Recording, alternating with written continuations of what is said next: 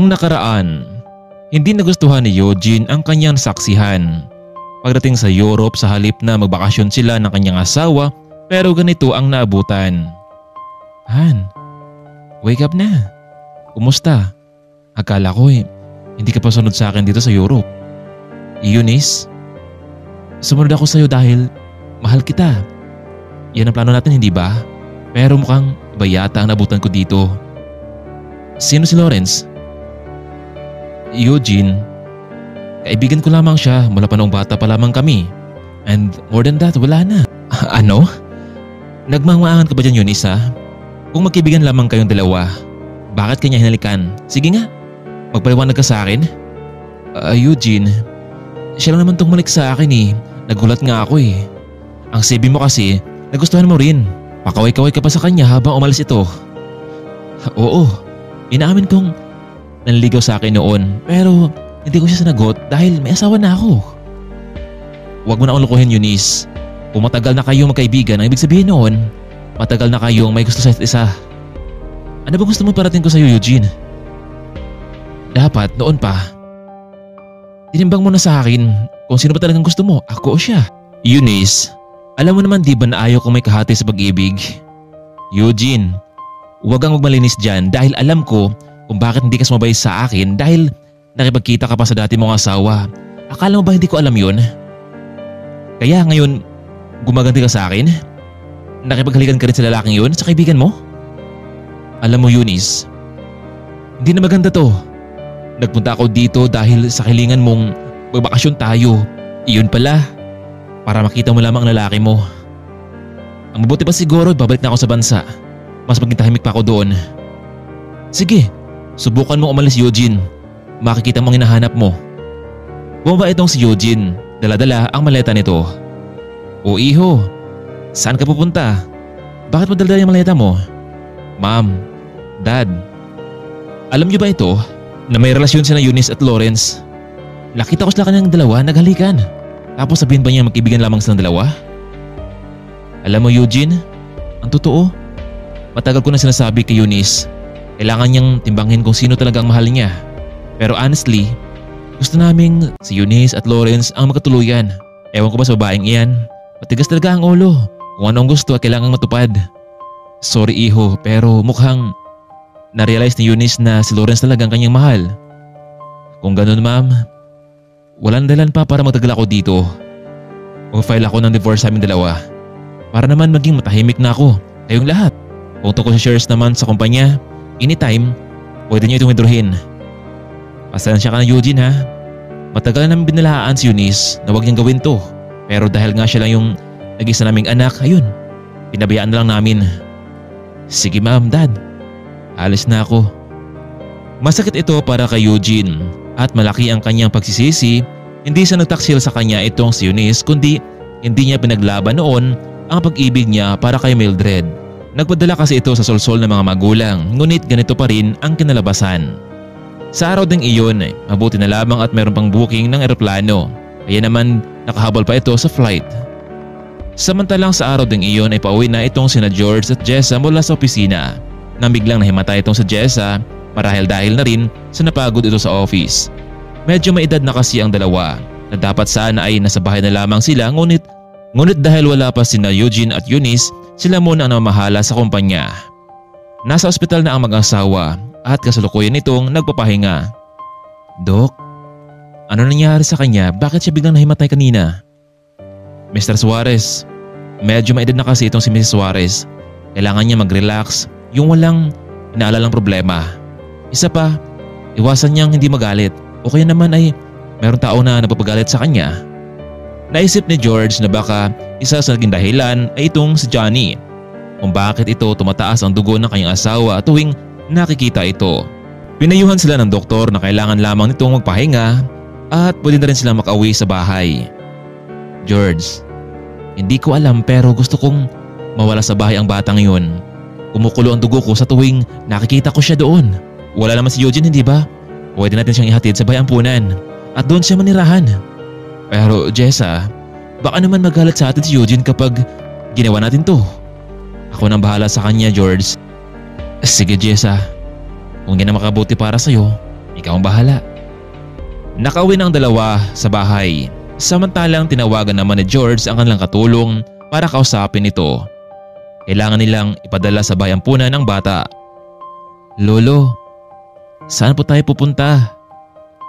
Johnny, sasamahan ka ni Yaya para bumili tayo ng masarap na pagkain ha. Hindi ba yun ang gusto mo? Nako lolo, maraming salamat po talaga sa kabutihan nyo. Sumama naman itong bata dahil malapit din naman ito ang loob sa kanyang katulong. Joan, ikaw nang bahala sa kanya. Alam mo nang gagawin mo ha? Yes sir, masunod po. Walang kamuang-muwang ang bata na ihatid pala ito sa bahay ampunan. Pero ganun pa man, dumaan muna sila sa isang mall para bilhan ng masarap na pagkain ang bata. Ma'am Joan, maraming salamat po ha. Ito kasi ang unang beses ko na makapasok sa mall. Naantig ang puso ng ginang. Naisipan niyang sa halip na sa ampunan ay doon na lamang muna ito sa kanilang bahay. Naroroon naman ang kanyang asawa at dalawang anak, marahil ay magiging masaya doon ang bata. Matapos nilang kumain sa mall, agad nagtungo sa bahay ang ginang. Edwin. Oh, Joan, hindi po naman day off ngayon? Oo, hindi pa nga pero ito kasi yung mga amo ko. Gustong dalhin sa bahay ampunan itong si Johnny. Pero naawa naman ako sa kanya. Nasaan ka pala mga bata? Hayun, nasa eskwelahan pa. Okay lang ba na dumito mo na sa Johnny? Kasi palagay ko meron siyang malaking connection sa pamilya Suarez. Joan, kailan ba ako hindi sa'yo? Basta sa sahod mo ha, huwag mong kalimutang padalan ako dito. Edwin, para namang hindi kita asawa dyan ha. Alam mo namang lahat ng sahod ko pinapadala ko dito para sa anak natin. O sige na, ikaw na bahala dyan. Johnny, dito ka muna tumira sa Tito Edwin mo ha. Mamaya, pero ka nang makalaro mamaya pag uwi ng mga anak ko. Bakit po Ma'am Joan? Hindi na ba ako pwede sa malaking bahay? Johnny, hindi ba? Napansin mo naman na mainit si senyora sa'yo. Kasi ayaw ko niya sa mansyon na tumira. Pero dito, pwede ka. Makasama mo at makalaro mo pa ang anak namin. Napayok ko na lamang ang bata bilang pagsang-ayon. Joan, hindi mo na ba hintayin ng mga anak mo? Edwin, pupunta naman kayo dito kapag day off ko na para makasama ko kayo. O siya, sige na, alis na ako. Alagaan mo silang lahat ha. Tama naman ang sinabi ni Joan. Lagi kasing galit itong si Jessa sa tuwing nakikita niya itong si Johnny sa loob ng malaking bahay. Nung hapon ding iyon ay nakarating na rin si Joan sa mansyon. Samantalang ang dalawang matanda naman ay nagpapahinga sa kanilang kwarto. Maya-maya pa may biglang nag-doorbell. Hindi niya alam kung sino ang nasa labas. Kaya naman ay sinilip niya kung sino ito. Laking gulat niya dahil si Eugene ang nasa labas. Yaya, niyari na ba si Mami at Daddy? Sir Eugene, kayo pala. Bakit ang bilis nyo naman yatang nakabalik dito?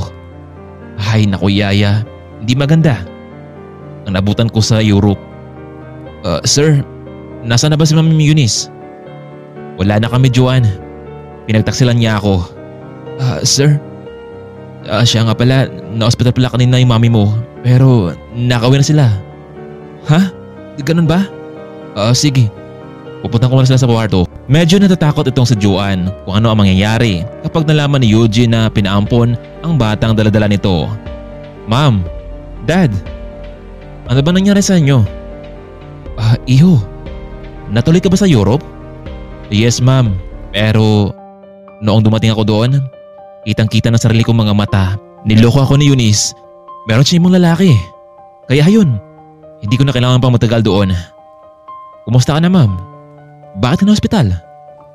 Maya-maya pa biglang sumingit itong si George. Iho, ang sabi kasi ng doktor ay kailangan niya muna magpahinga. Kailangan niya muna umiwas sa mga taong naging dahilan para tumaas ang kanyang blood pressure. Nako Dad, at sino naman yung nagpataas ng kanyang blood pressure? Alam mo anak, okay lang sa akin na dumito si Johnny sa bahay pero ito kasi si Jessa sa tuwing nakita niya ang batang iyon ay lagi tumataas ang kanyang blood pressure. Ma'am? Dad? Anong ginawa niyo kay Johnny? Iho, sinunod ko lamang kasi ang payo ng doktor. Pinadala mo namin siya sa bahay ampunan. Yun lang ang paraan para maging kampante ang mami mo. Ano? Ginawa yun? Na wala man lang pahintulot sa akin? Palibhasa kasi, hindi nyo alam ang totoong kwento ni Johnny. Tingnan nyo, dahil sa kayo ang palagi nasunod sa akin, alam nyo bang may ibang lalaki doon si Eunice? Dahil doon, nakipaghiwalay ako sa kanya. Tingnan nyo ngayon, ang gusto nyo kasi mangyari, hindi ba na pumili ako ng babae na karapat dapat sa akin pero niloko pa rin ako? Eugene, bakit gano'n lamang kahalaga sa iyo ang batang iyon? Sino ba siya? Dito na kaya amin ni Eugene ang katotohanan na si Johnny ay kanilang apo. Ano kaya ang maging reaksyon ni Jessa noong nalaman nito ang lahat ng iyon? Kaya mga kaibigan, huwag nating kaligtaan ang mas nakamanabik pang kwento sa buhay ni Johnny. At kung nagustuhan nyo ang ating part 4 ay huwag kalimutang pindutin ang like button. Maraming salamat po. Abangan natin ang ating part 5.